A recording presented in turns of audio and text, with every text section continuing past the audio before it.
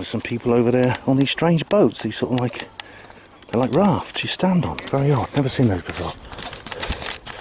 Anyway, hospital porters, pride and dignity, stop the New World Order, welcome to Panwo TV.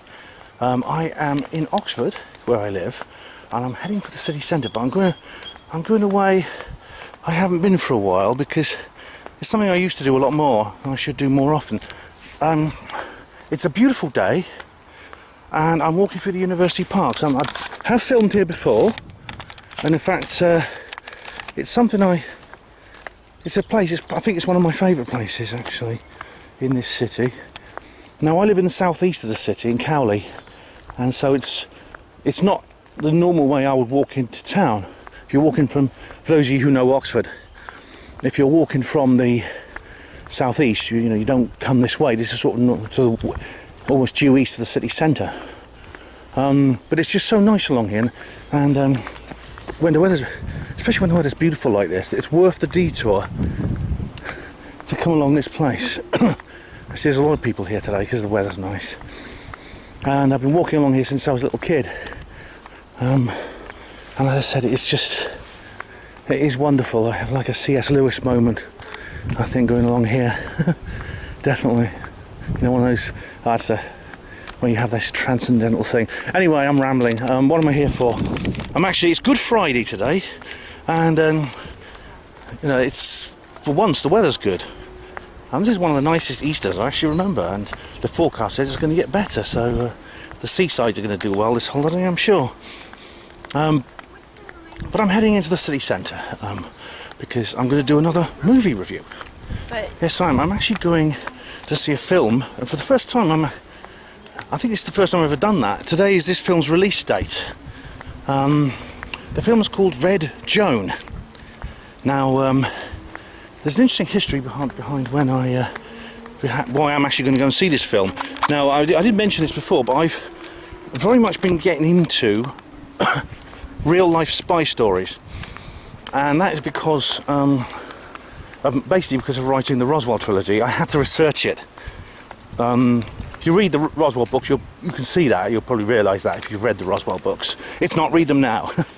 But I've been sort of carried on reading them afterwards. In fact, I've got ideas for a new novel actually, which this might work as kind of a research for. Now, Red Joan is another real-life spy story, and now I've deliberately shielded myself, as I always do with these roving film reviews, from any prejudgment. I've done very little research into the background of the film.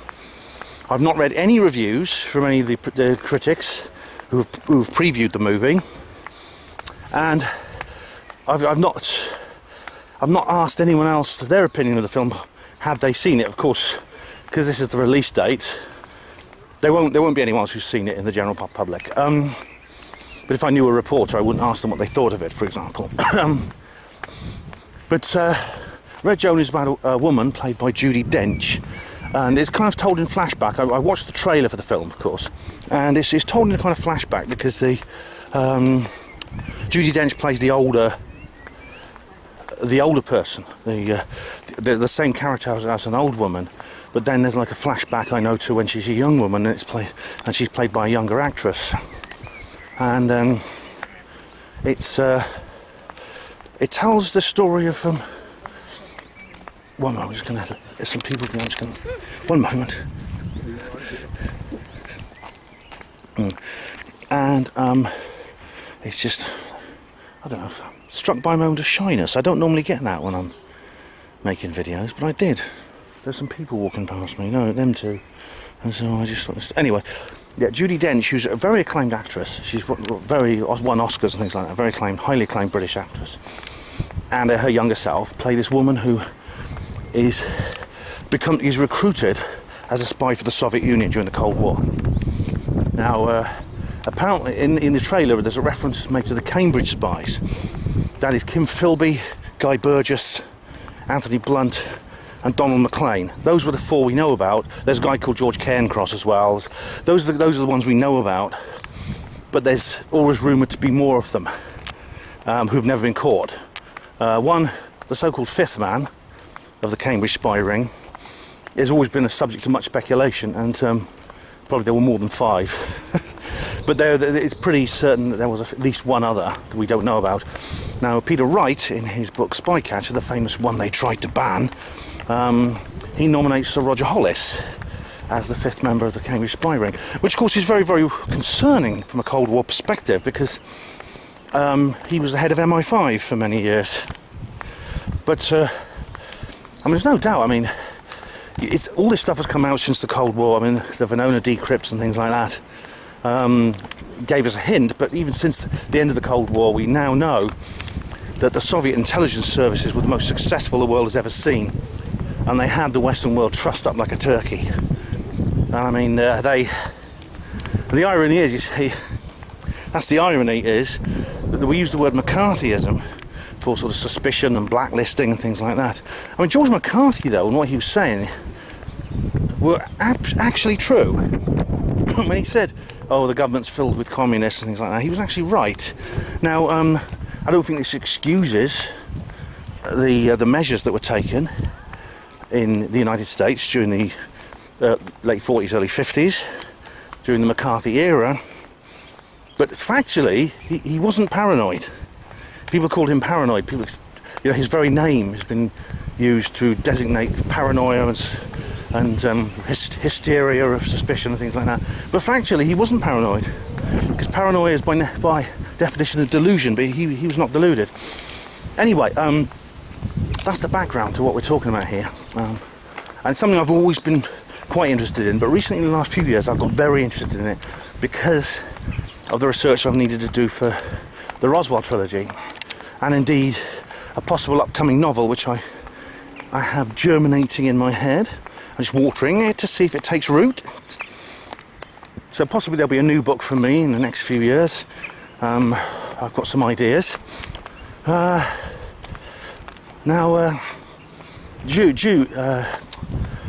Joan is the name of the character. It appears that she's some kind of... What happens is, apparently this is based on a true story, which I've not looked into deliberately, because, as I said, I want to see this film with a completely clean pair of eyes, as I always do when I do these roving film reviews. But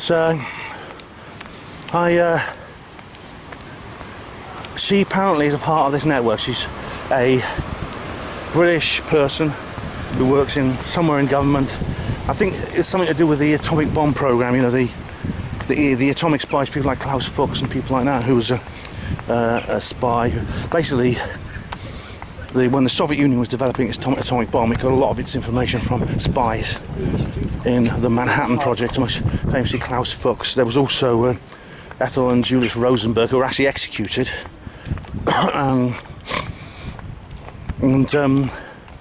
She appears to be one of these people, and it starts with her. The film starts, apparently she's arrested in the present day as a spy, and the police lock her up and stuff, and it's told, I think there's like a flashback, and you see her as a younger woman. A very interesting kind of story. Incidentally, I got a book called The Spy and the Traitor by Ben McIntyre. It looks very good. This was given to me by Snarnock. Did you know Snarnock actually exists? I know, because I met him. He was at the Rich Planet show in High Wycombe yesterday, and I met him. Snarnock actually exists. As it happens, I mean, I know who Snarnock is because I met him at a couple of events, but I didn't know he was Snarnock. I knew him, I knew his name, and I had seen him at several events, but then he said, oh, well, that's Snarnock, that's me. And I said, really? Oh, right, that's you. So, it's a lovely little spot I'm coming to now. I'll just turn the camera around so you can see it, actually. This is the end of Mesopotamia, the island between the rivers. Now, what can I expect from this film? Well, there's bound to be quite a lot of what Slaxer calls Fermernism. I mean, this is inevitable. It's in cinema, TV, all of the media nowadays, all of literature. You have the Fermernism, which means I expect there's going to be some references to evil old white men and brave, dedicated, noble women who are so oppressed.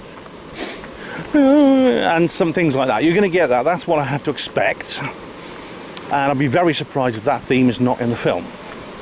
This doesn't mean I can't enjoy it, actually. Yeah, it's lovely, there's that mill race. I found that, you know, if a film is good enough, I can forgive them even that. For example, do you remember my review of, what was it called? Resident Evil, the final chapter. I'm actually walking on the bike track, I'm supposed to walk along there, but what the hell. There's powerful feminist themes in that film, but it didn't spoil it for me. Well, it did dampen my enjoyment of the film, but it didn't ruin it completely. So, I mean, it depends, whether it will be the same for this film or not will depend on how thickly they lay on the Fermerni serm. So, but that's something I can only know when I've seen it.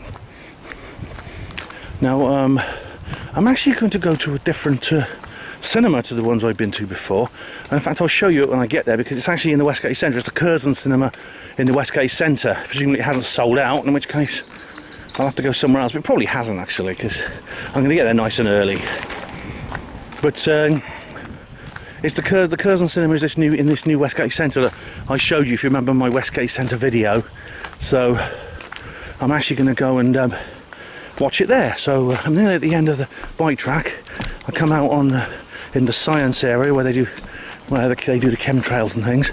So I'll talk to you again in a minute. Well, they're at Westgate. It's Westgate, Oxford. I've done an entire video about this place, this cathedral to consumerism. I made the point that the only buildings we actually construct in modern society that resemble the scale and grandeur of the medieval cathedrals are shopping centres. Let's go and look here. Here's a map here. You see how big the place is. And I'm looking for, what am I looking for? Not health and beauty, lifestyle. I've got to go to Lush actually. Food and drink, fashion, facilities, shopping, where are we? Leisure. Oh, Curzon Cinema, roof terrace. That's here, and it's there, the Curzon Cinema. So it's next to Nando's. Now Nando's is where I went for dinner with Nick Holstrom the other day. So yeah, I know where I'm going now. It's old Nick. I'm out with old Nick Holstrom, lovely chap, and he was and yeah, we had a little chat, and I took him for dinner in Nando's. See, look at the size of this place. Anyway, I've made an entire video about this shopping centre, which I might or might not put a link to in the description box. Either way, you can find it. Right, I've got to the cinema now. I'm early, so plenty of time to spare. Before I started out, Bond Square entrance. Now I'm here, and where's Lush? Lush is here, and I go up the escalators. Yeah, you can see this is kind of this Uniqlo. That's actually a shop that opened. I think there have a few of these now, but this is the first ever branch opened here in Westgate. Now, this has this sort of atmosphere of an indoor mall, but it's actually outdoors. You see there's like a gap there. It's got this roof over, but it's not complete, so it's like partly outdoors. Look at it. It's like an anthill, isn't it? It's like an anthill of materialism. Oh. It's been in Lush, Lost Cosmetics here in Westgate. It's actually a place my daughter used to work at, although it used to be in a different place. I got some of this, Maco deodorant. It's very nice, that. It makes me smell really, it's really a nice smell, and it gives me a nice smell too. And you probably think I'm turning gay now, but I'm not. Going upstairs now, up on these escalators. This reminds me of the airport actually, when I went to Denmark. Quite precarious actually. Several different levels here, as you can see. Well, that's quite a view here. You get the old dreaming spires of Oxford view. And I'm now, I've got to find my way now. It says I'm there, and according to this, I've got to go, oh my god, I've got to go over the bridge and turn right, go that way to Nando's. Yeah, and there's the cinema. Okay, so I go that way, sort of thing. But look at that, that's quite a view. That's probably the best view you're going to get. Oh, the dreaming spires. It's better than you get from South Park. It's quite a place. Anyway, I think I've got to head this way now. and head for the cinema. But look at this. Look at the chemtrails, man, horrible chemtrails. It's been like this since Monday when I went to Cambridge when I went to the East Anglia UFO group. Horrible chemtrails everywhere. And it's really bad. It's been really bad ever since. Funnily enough, we've got unusually warm weather for the time of year as well. Okay, so I'm just working my way around this little place, the Alchemist. And now we're here. And I've gone the wrong way. So I've got to go back over the bridge. Right, okay. Oh, there it is. There it is. I see where. There's Nando's. If you can see over there. There is Nando's and there is the Curzon Cinema. So I'm on the right track now. Thank goodness for that. So now we will see what this movie is like. Okay, it's you see what I mean by precarious? It's like, oh really? It's like a cliff edge. There's all this, you see glass panels there protecting us. So I'll see you guys later anyway.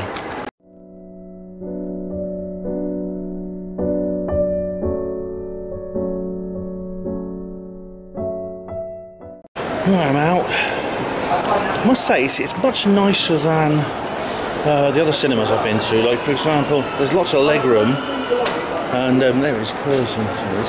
And then they've got like a little table by the sides of the chairs, so you can, like, if you've got like a popcorn or something, you can put it on that. So look at that. There's something in there.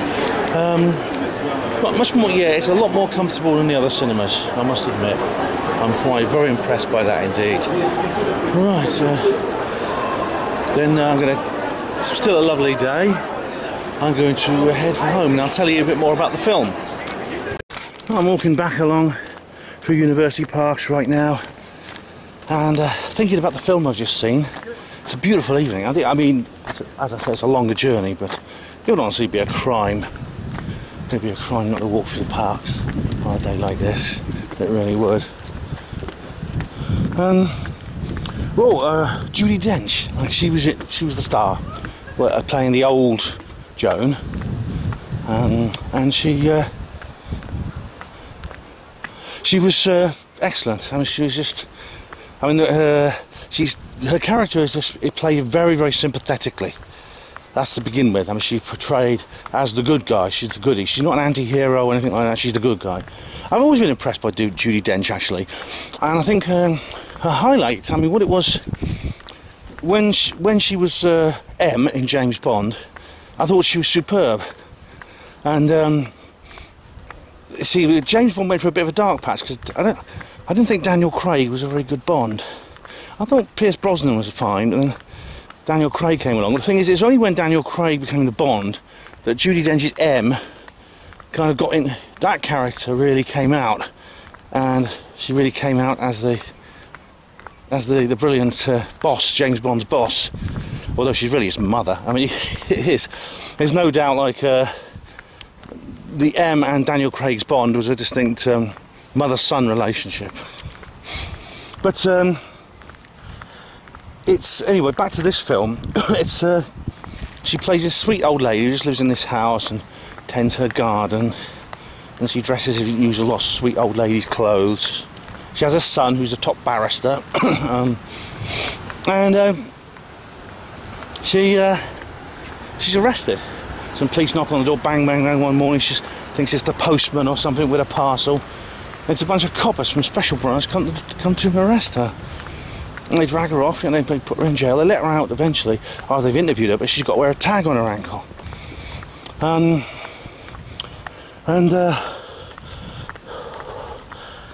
It's and then what happens is the background of the story is told through a series of flashbacks.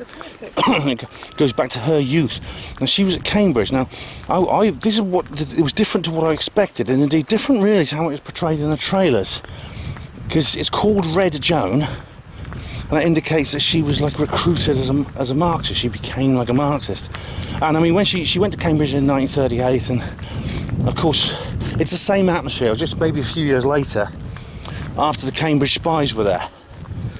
and there's lots of protests about the Spanish Civil War and things like that, which George Orwell was involved in. I don't know if you've read Homage to Catalonia, it's very good.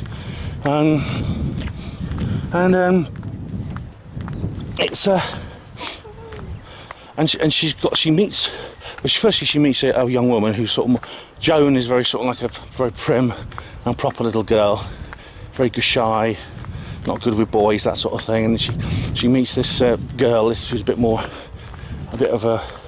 girl about the town, and her cousin is this handsome Russian guy called Leo, and she falls head over heels in love with him, and he's like a Marxist. He's a Jew, and he fled Russia, went to the Germany, then he had to flee the Nazis and came to England, and it's like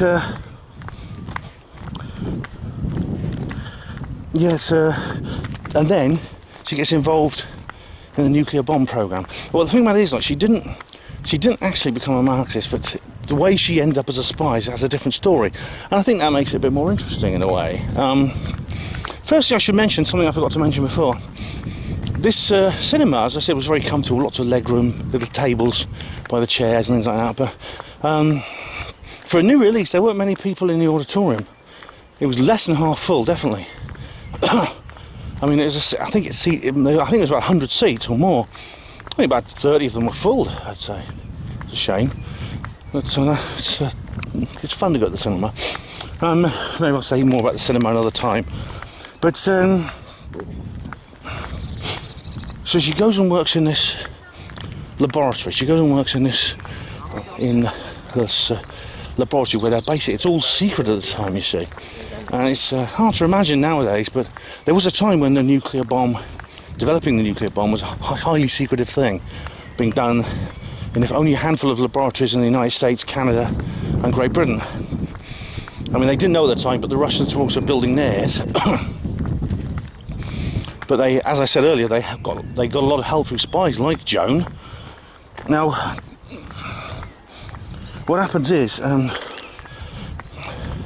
don't want to put in spoilers here, but there are going to be some. All right, just so maybe if you are planning on watching the film, just stop this one now, and then carry on watching this video after you come back. Okay, for those of you who are still here. Now the Britain are trying to develop their own bomb. They keep constantly raided by the police, and the boy Leo, he dies. Now he's found hanging in his room. She finds his body, and there's a kind of question mark over whether it was suicide or whether he was taken out by the KGB. Now Joan then what happens is the Manhattan Project is successful, and it is kept secret, but they said, word from America, highly classified, successful test at Trinity test site, 22 kilotons, you know, and they were all cheering in the laboratory. Of course, it's all secret then, it's not been reported in the media. Then, of course, a couple of months later, it's the Hiroshima and Nagasaki attacks, and she's horrified by this, by the newsreel images. It's the first time the world knew that such a weapon existed. And then she decides that she wants to prevent that ever happening again. So what she does, she'll help the Soviets develop it, so there's a balance of power. And that's why she does it. She doesn't become a communist. She just does it because she wants to prevent another war happening. And she explains this as an old lady being interviewed by the police. Apparently this is based on a true story about the granny spy or something they called her. I'll have to look that up when I get home. As I said, I've done no background research. I wanted to see the film completely fresh, but there was a real old lady arrested in England around about 2000. Old lady in her 80s, and she was, so it's based on a true story. But then she died at the age of 93. Apparently, they didn't prosecute her. They decided, because of her age, they decided not to prosecute her, and because that was a long time ago and all that sort of thing. So she basically, it's the cousin, it's the Razzie girl she met in Cambridge who actually recruits her as a spy because she's the cousin of the boyfriend who killed himself, or was killed. And so she gives Joan these hidden cameras, and she's tells her how to make illicit copies of documents and things like that. These hidden cameras for taking pictures of sensitive information, things like that. You know, the spy cameras hidden in a cigarette lighter. That happens in Roswell Rising as well, incidentally. Go out and buy it, please. Go and read it if you haven't already.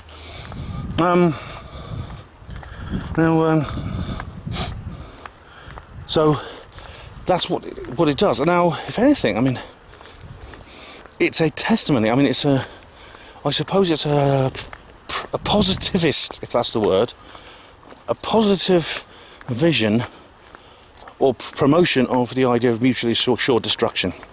So that, you know, the nuclear, the balance of power, which was, I mean, this whole thing is set around the time when during World War II and the early Cold War, and of course, like the end of one sort of overlapped with the beginning of the other, and so, you know, this idea of a total destructive power of a bomb that could destroy the world, it was completely new. Never had the world faced such a thing before, and we maybe in today's age who've grown up with this threat under the shadow of the bomb, we maybe don't fear it in the way that people did who were alive and adult when it first came to be. I think that's something that may have led to what I talked about earlier, McCarthyism. It's people essentially lost their minds through fear. And that was intentional, of course. I mean, it's all these things are intentional.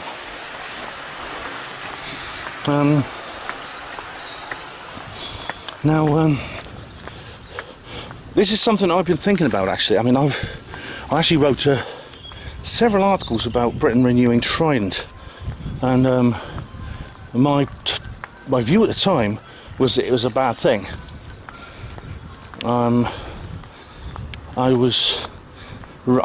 The Trident is the submarine launched ballistic missile system, deterrent system that Britain has. America has theirs, Russia has some, France, China, a couple of other countries have it. India's just got one.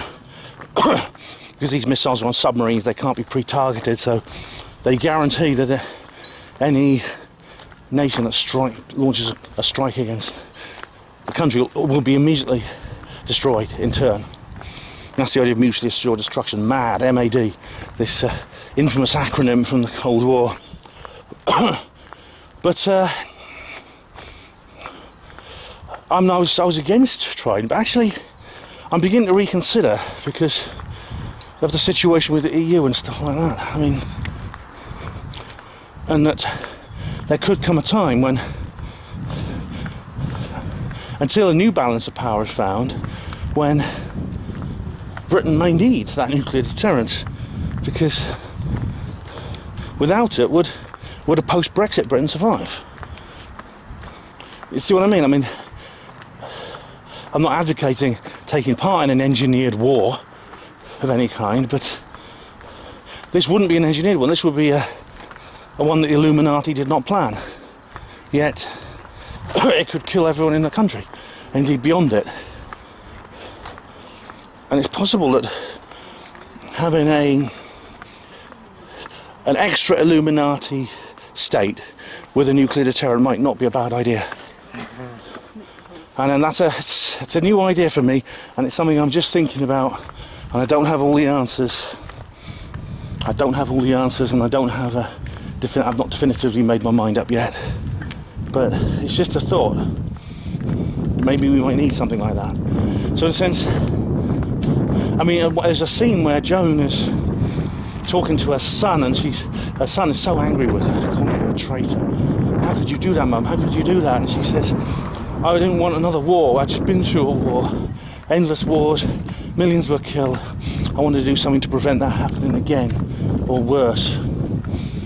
And she said, because of Hiroshima and Nagasaki, I couldn't bear it when I saw that.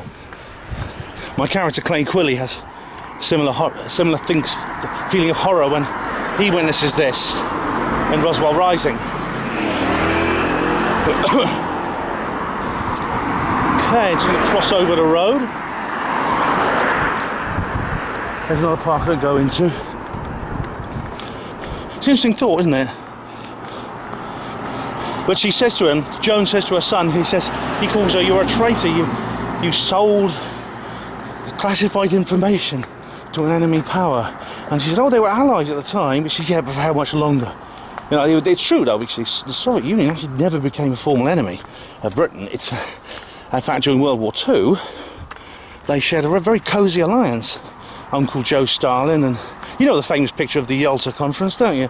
There's Uncle Joe Stalin with his pipe, and Winnie, old Winnie Churchill, sitting there with Roosevelt. You've seen that, haven't you? Famous image. So they found the three stooges carve up the post-war world. But she says something else. She says, "I just wanted to make sure I thought if the Russians had it, then no one would use it, and we would have peace." And she says, "Look, we've had it, hasn't she? No one's used it in 50 years. This was in 2000, this is set. So it's a very positivistic portrayal of the nuclear deterrent. It's very pro-nuclear deterrent. That's the main theme of this film. Right. Now we come on to the inevitable. As I said before, you know, Joan herself was never actually recruited to communism. I mean, this is a false impression you get from the trailer. I thought it was going to be like the Cambridge Spies, who were distinctly believers, true believers. They didn't just want peace; they wanted a Marxist revolution, a communist utopia. Now, Joan is very different. As I said, she's simply a utilitarian. She's a pragmatist. She supports the Russians out of a belief in what we today call realpolitik, which ironically is a German word. Realistic politics. Now, the inevitable question, like I said, it's bound to come up, isn't it? Feminism. Was this a feminist propaganda film? And you know what? I asked this same question over Black Panther. Do you remember when I went to see Black Panther? I came out surprised, pleasantly surprised. And I have come out pleasantly surprised again. I was expecting to... I'll tell you what, there's actually very little, if any, feminist propaganda in this film at all. Very little. There's just a few cursory nods, like there's a scene where she's like the only woman in the laboratory, and then when she goes to Canada and she meets these white-coated physicists, they just sort of like ignore her and they turn their back on her until her own supervisor intervenes and says, "Oh," and they say, "Who is this? I think she should learn how to use the tumble dryer." And he says, "Actually, this lady is a nuclear physicist." And they go, "Oh," you know. And then there was a scene in the... Oh, what was another? There was one more scene where she's accused of being the tea lady or something by Clement Attlee, who's Deputy Prime Minister at the time. He comes in and thinks she's the tea lady. But you know, there's these few cursory... There's these few sort of like perfunctory quips here and there about her and being a woman in a world of evil old white men. But you know what? It was very light and it was tolerable. It was very light, almost I say negligible impact on the film, I would say. It's very, very light indeed, and that was a very pleasant surprise. I didn't think that, as I said at the beginning, I didn't think that would be the case. And it is, as I said, for various reasons to do with propaganda. It's difficult to make a film now without those themes in. But it's like your Black Panther, isn't it? Remember, I said at the time, I came out there and I said, no, I mean, because Sargon of Akkad and Dave Cullen and all these other people, you know, Computing Forever, all these other people were ranting on about how it was progressive cultural Marxist politics, you know, propaganda, anti-white racism, stuff like that. I went in there and I came out and I had to be honest, I saw very little of that with Black Panther. I said at the time, I expected to see cultural Marxism. I went in there expecting to find it. I thought I would see it. I expected to see it, and I had to admit when it came out there was very little cultural Marxism actually in the film. I thought Black Panther was actually a pretty good movie. I think it's probably one of the best, probably the best film I've actually done in these roving reviews that I've done for Panwo TV. It's a very pleasant surprise indeed, and I'd say the same with Red Joan. Judy, as I said, I mean, it's well acted. Judi Dench is superb, as always. She's just so sweet and innocent and lovable old granny. I mean, she'll melt your heartstrings. I mean, you know, and she's sort of sitting there in the office and there's these tough coppers questioning her, and they're saying, "You really need to see a lawyer. You need a lawyer." And she's, "I don't need a lawyer. I've done nothing wrong." And you know, my heart melted for her. You can't help it. I've come a longer way round this time. I've come through another park. Oh, where do I go from here? Hang on, I think I can get back. I need to get back to Cowley Road. I think I must go down Divinity Road. Which means going this way. Right, sorry, I'm lost in my hometown. Right, just going to cross over this road now.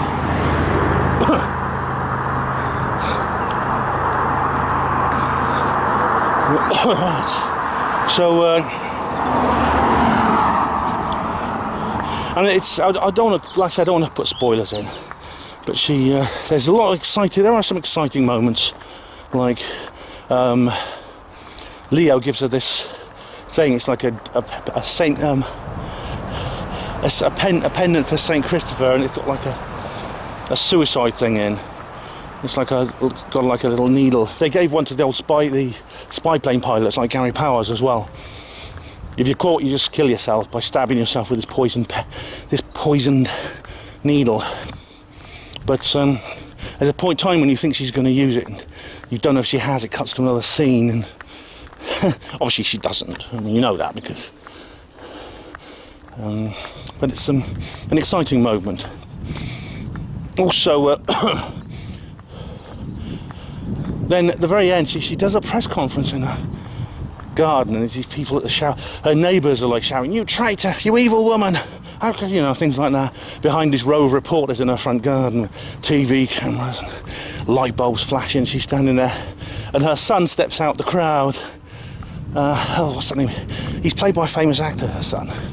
Now, they'd previously fallen out because she asked him if he would act for her because he's a barrister, and he said he wouldn't because he was a traitor and he was ashamed of her. Then he steps out and he puts his arm around her and he says, "Could please address any more questions to me, because I'm her lawyer and I'm also her son." And it's a very sort of moving moment at the end. Okay. Oh, God, it's hot. It's bloody warm today. That's a summary. Well, I think it's time for the silly voices. What do you reckon? Yep. What are the critics saying? And of course we shall start as always with the Garedian. Yes, that wonderful hotbed of cultural Marxism and all other things like that. Or should I say progressivism and kindness and compassion. Okay, this is a review by Wendy Ide, a woman. Right, and what does Wendy Ide has to say? 2 out of 5. Red Joan, a review. Soporific spy story. What does soporific mean? Oh my god, these words, soporific. Right. Tending to induce drowsiness or sleep. A drug or other substance that induces drowsiness or sleep. I think what they're saying is it sends you to sleep. So then, right, Guardian voice coming up. So Ms. Ide, I suppose, has a Guardian voice. I'm guessing that. Judi Dench is underused in this dreary dramatisation of the life of Kremlin agent Melita Norwood. That's it, the granny spy, Melita Norwood. It's true. I don't know if I mentioned that before, but it is based on a true story. Melita Norwood was a real person who is basically like Joan. But anyway, here we go. What if the old lady next door was in fact a former Soviet spy whose stolen secrets added fuel to the nuclear arms race? This rather too mild-mannered drama, directed by Trevor Nunn, who I think is a white male. Is a white man.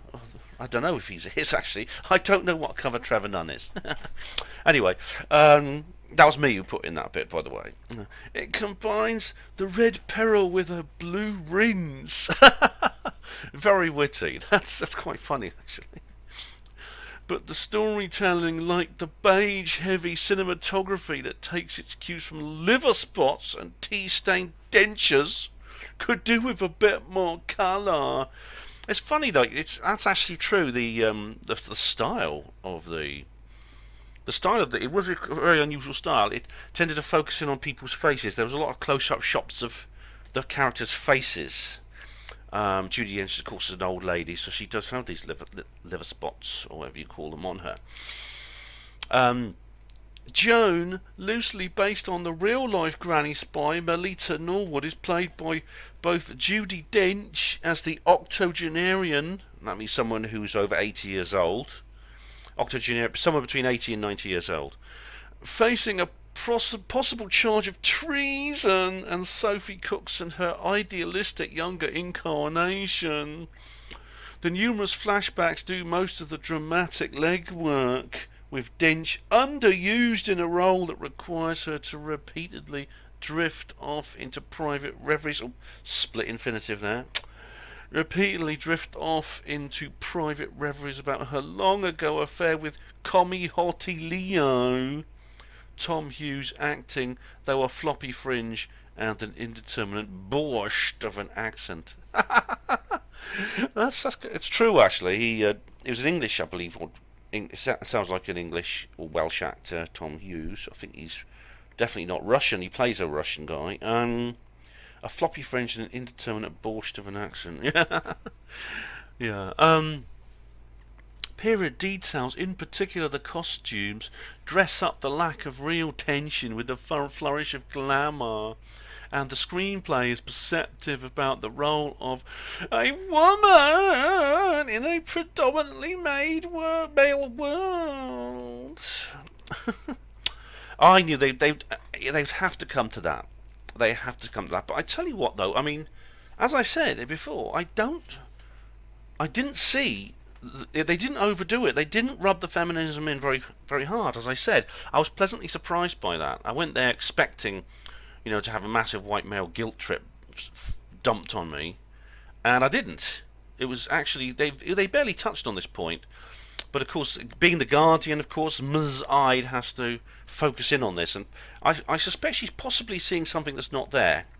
But anyways, it says I won't read the next bit because it's a bit of a spoiler. But it's to do with she uses her femininity in a sense as a weapon in one of the scenes, but it's more funny than anything else. Oh, what the hell! It's to do with sanitary pads and things like that. She hides things in with sanitary towels, and that keeps the police from searching her. Anyway, I'll carry on. But ultimately, this is filmmaking that feels rather dated, and unlike its resourceful protagonist, curiously risk-averse. Risk-averse? What do you mean by that? I mean, my own. That's interesting. I mean, that's the end of the review. My own.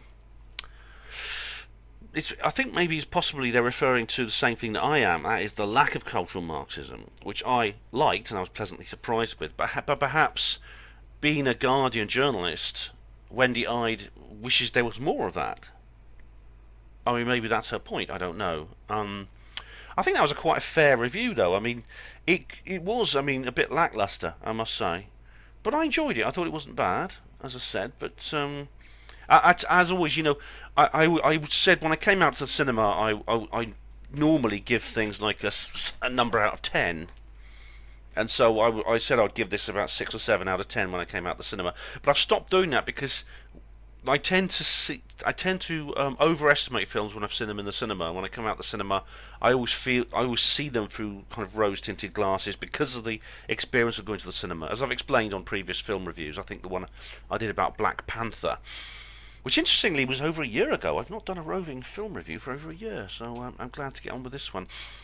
But yeah, I think that's a fair review actually. It did lack something. I found it lacked something a little bit, and I'm not sure what exactly. But I'll read some more reviews. And now we come to Empire. I don't think I've read an Empire review before in these sorts of things. Empire is of course it's a magazine that specialises in cinema. It's a cinema magazine. Anyway, right, Red Joan review. How do Empire people speak? I suppose they speak like people from the British Empire, like in those films about India. Yes, so I'll use that voice. I've got to use a silly voice, as I've explained before in these reviews, so you know when it's me talking and when I'm reading from the text. Anyway, here we go. When elderly pensioner Joan Stanley, played by Judi Dench, is arrested for treason, her past life as the KGB's longest-serving British spy is exposed. On paper, Red Joan seems to tick all the necessary boxes for an exciting spy movie. There's betrayal, sex scandals, and shocking deaths. And yet, as directed by Trevor Nunn, this tale of a British civil servant selling secrets to the Russians is bland and conventional when it should be suspenseful and provocative. Right. Adapted from Jenny Rooney's novel that is based on the real-life story of Melita Norwood. That's true, actually. Yeah, I've had a look at this. It's there is a book of Red Joan. Yes, indeed. You can get it on Amazon. It is by Jenny Rooney, and it's called Red Joan. There's also another book about her here called The Spy Who Came In From the Co-op. Very funny. Melita Norwood and the Ending of Cold War Espionage, A History of British Intelligence by David what's that? David Burke. So there are two films about Melita Norwood. Right. Anyway, where were we? Oh, here we are. Empire. Yes. It's just lost my place. Oh yeah. There's a book. It's based on this book. Red Joan opens with the arrest of a retired librarian, Joan Stanley, after the death of her colleague reveals her suspicious ties to the KGB. As she recounts her story to the authorities, we fit between a present-day interrogation room and 1930s Cambridge as a younger, initially timid Joan. It is all too easily recruited by her communist classmate Sonia and her cousin Leo, whom she falls for. Later, when Joan joins a top-secret British program to build nuclear weaponry, her comrades persuade her to leak classified intel to the Russians. That we have to wait until Red Joan's final moments to get a sense of its protagonist's calculating and ultimately prescient motivations for betraying her country. She believed if Russia also had a nuke, it would stop the superpowers from bombing each other. Speaks to the flaws in Lindsay Shapiro's screenplay. Right. It's true. I mean, it's an important point. I didn't expect this. As I've said before, it's not a story of political conversion. She's not like the Cambridge spies. She didn't become a devout Marxist. It was realpolitik. It was practical, and they reveal this in the review. This is why I don't read reviews before seeing films, because it influences me and they contain spoilers very often. As for the screenplay, I don't think it was that bad. Yeah, I thought it was it was all quite good. I think it was quite well written, if I remember the lines. Anyway, carry on. Instead of exploring that underdeveloped thread, we get a romance that's more tepid than passionate. That's true, actually, yeah. I think I would have liked to have seen a bit more of this, of the actual conversion. In a sense, she wasn't converted to Marxism, but she did become a spy, and I'd like to know more about that. I'm very interested in that process. And this is, as I said, I've been reading books about this. It's got a lot to do with, it was originally research from my novels, but it's something I've got into, and I may well write another book in this sort of area. I think I think I'll do that. Anyway, and indeed, it's easier to believe that Joan did it out of love, given that she falls for Leo's unconvincing, seductive tactics time and time again. Yeah, he is a bit like, I suppose he is a bit cardboard, Leo. He's a bit one-dimensional. He keeps calling her my little comrade, which is a bit silly. Anyway, while the narrative leaves much to be desired, the two central performances are at least beyond reproach. That's true. As I've said, Judi Dench is superb. as I was saying earlier. And her younger self, Sophie Cookson, actually, she did pretty well. In fact, she imitates the voice quite well. Obviously, she's a different actress, but she actually picks up the. You can imagine Judi Dench speaking like Judi Dench's character speaking like that when she's younger. Anyway, here we go. The back and forth transitions do well to create a full picture of Joan, and while Dench is not given a lot of work with a lot to work with, she gives her likeable earnestness that shines through. That's true, actually. She was someone I very much warmed to. I mean, she was portrayed in a very sympathetic way. She was portrayed as a very sweet old lady, and yeah, I do feel that too. The bulk of the screen time falls to Cookson, and she acquits herself well, both convincing as a younger Dench and a shy student who slowly comes into her own. Despite strong performances from Cookson and Dench, this potentially exciting espionage tale is dreary and forgettable. Yeah, okay, it could have been better. I give it 5 out of 10 maybe now. But you know, it's strange, you know, that it's dreary and forgettable. I wouldn't say it was dreary and forgettable. I think that's going too far. But I'll give it 5 out of 10, based on what I've seen. I'm actually recording this 2 days after watching the film, so obviously I see it differently now. I often think that sometimes a film wasted is worse than a bad film, and I feel the same about the film Collateral Beauty. Do you remember that film I did with Will Smith? I did a roving review of that. That was very disappointing. It could have been so much better. It was a brilliant idea which they wasted. So anyway, let us move on to another review. That is The Empire. And now The Independent. Now I suppose, how do independent people speak? I suppose they speak similar to the Empire people, I guess. So I hope you don't mind if I use the same. Do you mind if I actually use the same kind of voice? Is that all right? Maybe slightly different. I'll try and do it slightly differently. Anyway, yeah, they're sort of. The Independent is read by kind of like, Essex men types, isn't it? So sort of like this. They talk like this. Yeah, okay. Here we go. Red Joan review. Judi Dench gives a typically subtle and deft performance as the OAP Soviet spy. Is she a hero or traitor? The filmmakers can't quite decide. I think they do decide, actually. I think they do make her into a hero. Anyway, here we go. Imagine that old lady pruning her roses in next door's garden is a KGB informer. That is the premise from which Red Joan starts. That's actually true. It's that is one of the most interesting things I found about the opening scene, because the first scene is just her living a normal life in a suburban house, pruning the roses in the garden.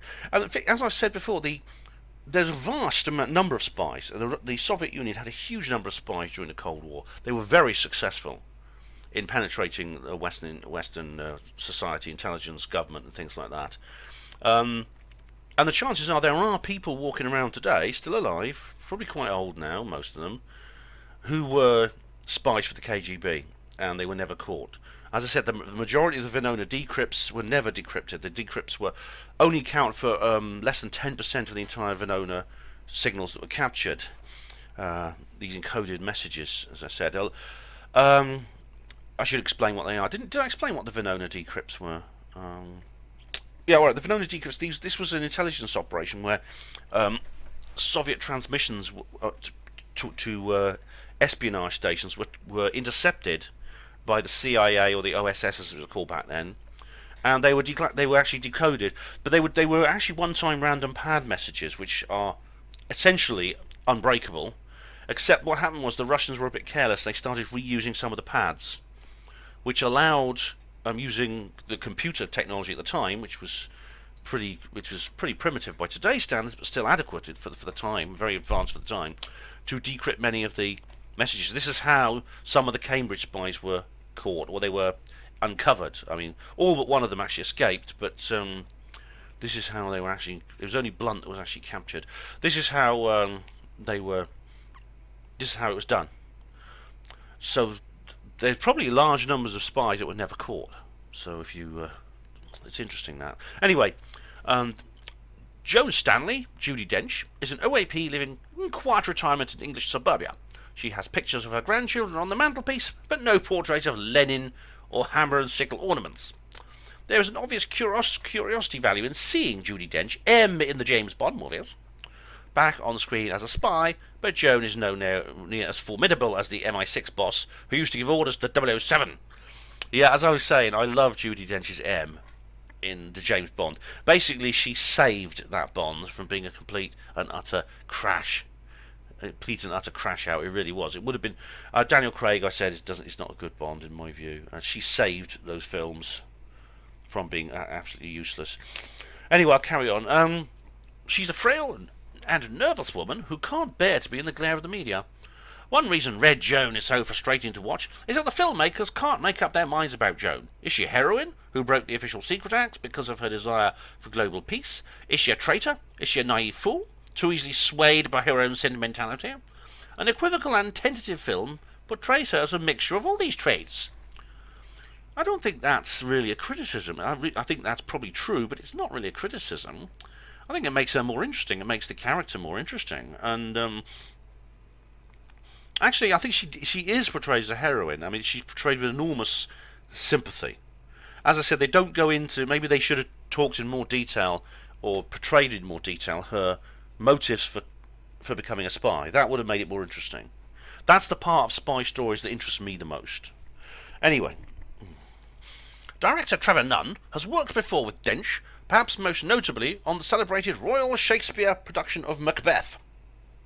There is little of the ferocity of that production here. Instead, the film trundles back and forth in time from 2000, when Joan is arrested and is being interrogated, to the late 1930s, when she was a fresh-faced undergraduate at Cambridge University. Joan, played as a young woman by Sophie Cookson, arms herself with a hockey stick when an intruder appears at the window on her ground floor student rooms one evening. This is Sonia, a sophisticated, decadent English literature student from a mysterious Eastern European background. Yeah, you don't really know. As I said, their accent is a bit of a hodgepodge of various Eastern European types. Sonia introduces Joan to her communist friends, among them the charismatic Leo, to whom she is immediately attracted. He likes her too, but not as much as he likes Stalin. The 1930s was a period of Stalin's show trials, mass starvation in Ukraine, and extreme terror, but none of the Oxbridge communists in Joan's new circle of friends are willing to acknowledge any of this. Well, yeah, that's always the case, isn't it? I mean, I sort of moved in left-wing circles. I was a trade unionist when I was a teenager and started out at the hospital. And, yeah, they do see Marxism through rose-tinted glasses. They do. If you don't mind me reusing that metaphor, they do. They are unwilling to address things like this. Joan is an infuriating figure whose behaviour is hard to fathom at the end of the film, as it is at the beginning. Infuriating? She's not. Anyway, as an old woman, she tells the police interrogators she has nothing to hide. As a young scientist, she sleepwalks into spying for the Soviet Union and doesn't appear to have any crisis of conscience about her own behaviour whatsoever. Now, that's true. As I said, that is something that should have been maybe fleshed out a bit if it was written properly. She is as reticent and discreet in her private life as in her professional career. She has affairs and sometimes seems to be in love, but is far too guarded to give in to anything approaching real passion. The result is a film which, although very handsomely made, has little dramatic intensity. Alright, I suppose it does lack dramatic intensity. Yeah. Again, that's... You know, it could have been... She does fall in love several times, including to her second husband, who is the father of her son, the one who defends her, the barrister. But it was a bit lackluster. It was a bit sort of like floppy, I thought, that bit. There's a lot of very floppy and sort of like weak plots and scenes, I suppose, yeah. So anyway, the filmmakers capture the extreme male chauvinism of the era. Politicians and men in authority don't take Joan seriously as a scientist. Right, now, as you know, I don't see it that way. Anyway, I'll carry on because there's it goes into this in more detail.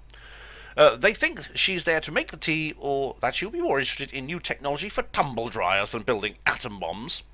Their blinkered sexism allows her to steal secrets under their eyes without anyone noticing. Right, actually, as I said, that is not really the case. In fact, when she's in the laboratory when she built working on the bomb, there's very little reference to this. I mean, she's treated as an equal by everyone else, including her supervisor, a guy called I can't remember his name, Max somebody, professor.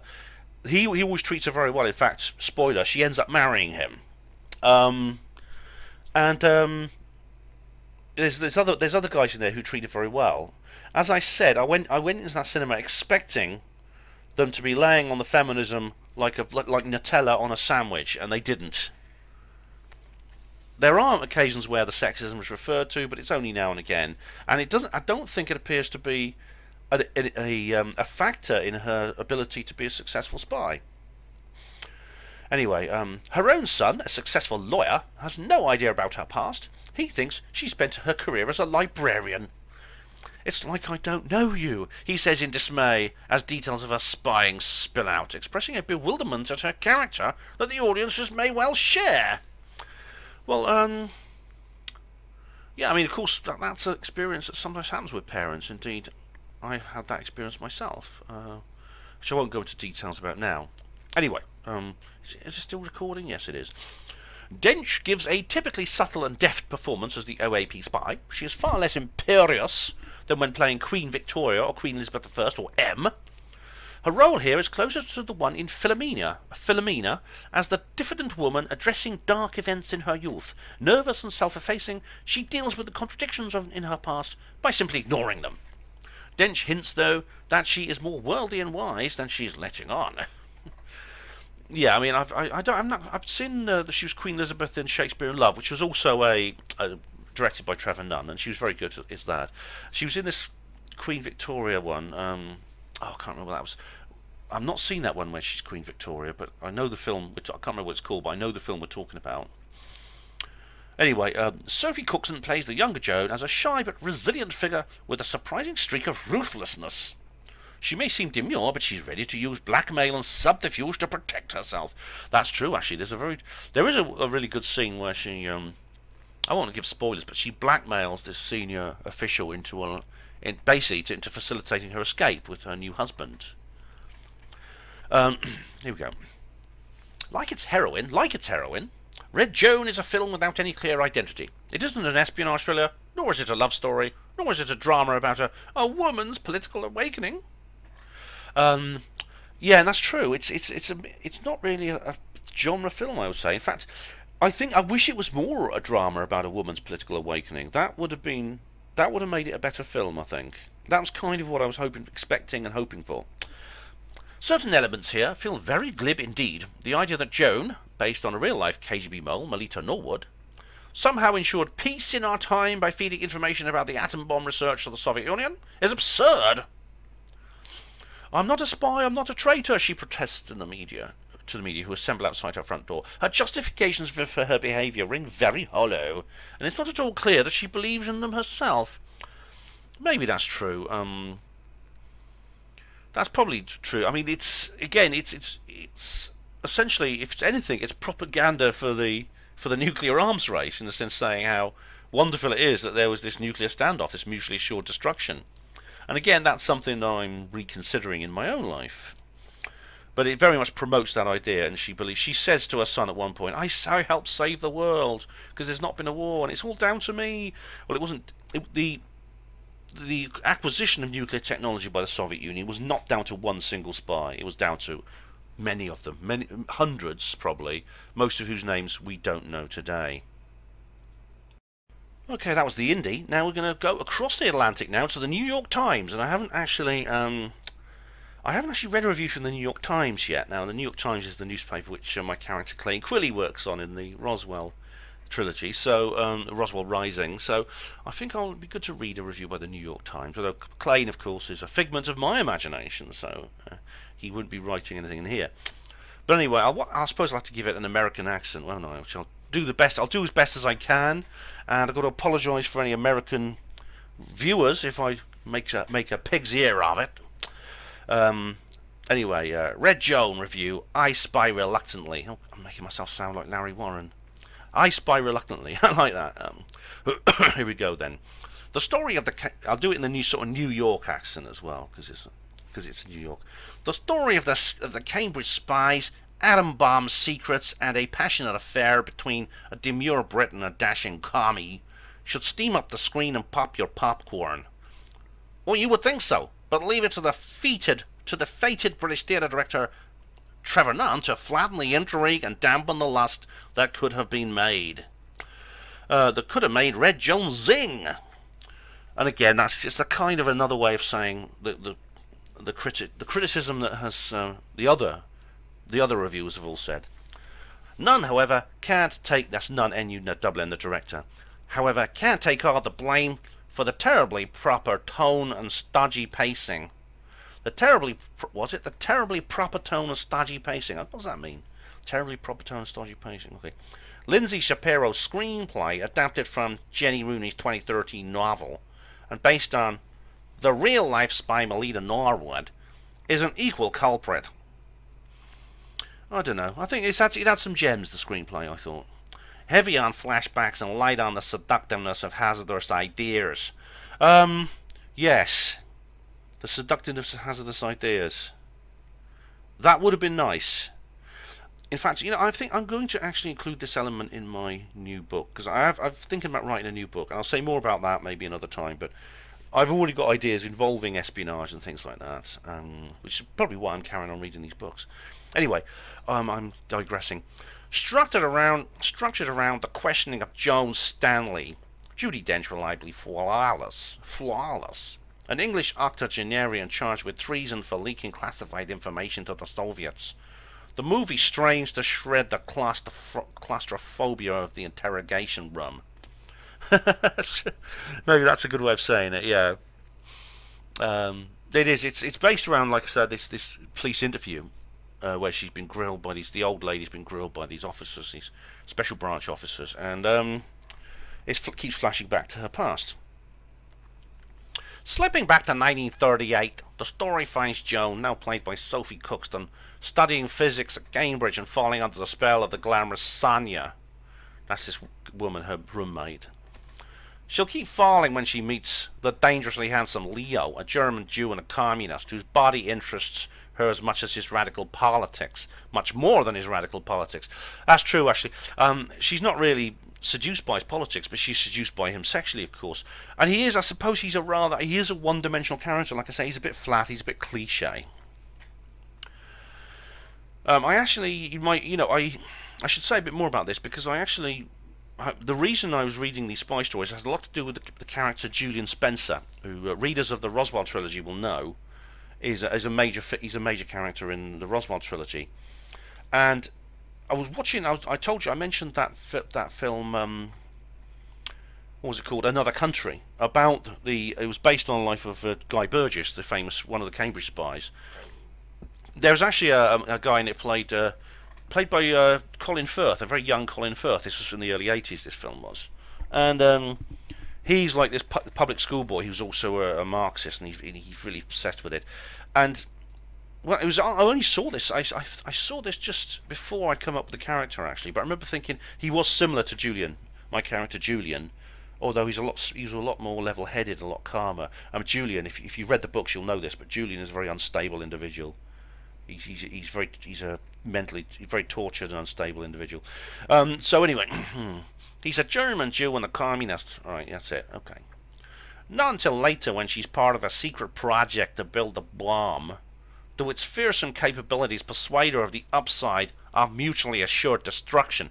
That's very good. I mean, that is the basis of her conversion. She's like I say, she's not a communist, but she's horrified by the arrival of the nuclear bomb, which, of course, as I said earlier, must have been awful for the people who were around when this was first invented. Suddenly there's a bomb so terrible it could destroy the world. That's it, and so that's why she did it. I mean, there must be other people like that as well. Anyway, as a portrait of misplaced love and pacifist ideals, Red Joan isn't terrible. No, I think it could have, like I said, it could have been worse. Anyway, Zach Nicholson's images are soft as dust. Zach Nicholson, I think, was the director of photography. Yeah. But it's the haze of fusty rooms and free-floating sexism of the time. This refers to the sexism as well, which I say is not really touched. Is not really a theme of the story at all. It's barely. It is mentioned a couple. It comes up a couple of times, but it's almost like inserted there in a kind of Deus Ex Machina way, which is not really. It's not really part of the story, really. I'd say, apart from the sanitary towel scene, as I said. What should be breathless and urgent is instead polite and listless. If you can't ignite sparks from an illicit bathroom assassination, then maybe espionage isn't your thing. Yeah, I don't know. Yeah, that's a fair comment. I think it could, like I said, it's very similar to the Guardian. What the Guardian reviewer said. It is something that really could have been. It was supposed to be different. It's like a film that was supposed to be different, and it wasn't. It was, in a sense, it was only. I feel it's sort of like half made. It's a bit half baked. Maybe it was rushed. But I mean, it's not. Maybe they deliberately avoided it fitting into the usual sort of talk of conversion and things like that. You know, maybe they wanted to move away from that. I don't know. Again, it would have been. It would probably have been more satisfying if it was some kind of massive feminist propaganda film. Like there was others like. Oh God, I've watched a few in my time. If it had been that, it would probably be a little more satisfying to review. But anyway, I do mostly agree with these critics. And as I said, I'm giving Red Joan 5 out of 10. I enjoyed it, but I'm not going to go back and see it again. I'm not going to get the DVD. Oh, that was a Hapanmo TV roving review of Red Joan. Thank you for watching Hapanmo TV. Hospital Porter's pride and dignity. Stop the New World Order.